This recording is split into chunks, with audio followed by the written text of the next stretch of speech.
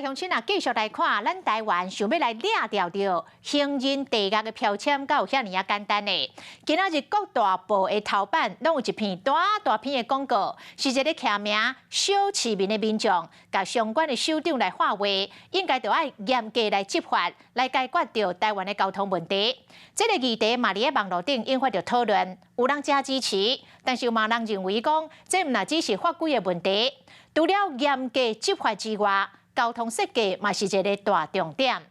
经政署来回应，讲这个5月初1就开始的交通大执法效果袂歹，刷落来嘛针对着各大县市发生事故的热点，加强处理。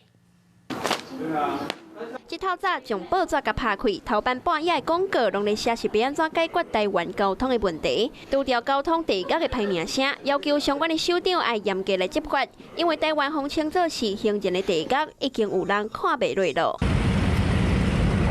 乖乖啊，行伫斑马线顶悬卖红龙死，台南无仔囝车祸意外引发着热烈的讨论。有一个合作小市民吸吸到的民众开真侪钱来买广告，总共加起来估计上少嘛爱开300万。觉得是认同啊，就是要严格执法，不然这个问题会一直发生。如果我是一个妈妈，我当然希望政府能够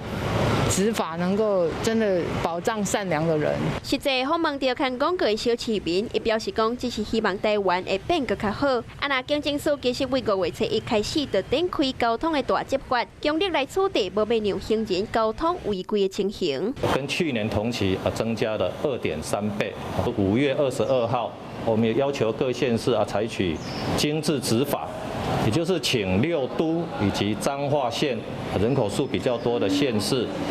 择易肇事的路口100处，针对路口的一个肇事的原因，加强来执法。有网友讲，台湾交通的设计、车红灯的规划等等，嘛有大问题。安全知识的法规嘛，应该自细汉来培养。除了处理违规，恐惊也是爱为教育、工程、监理机关，还有相关的部门来合作，才会当赶紧让台湾除掉行人地价的排名声。晚间9点，邀请您与世界同步，60分钟掌握全球脉动。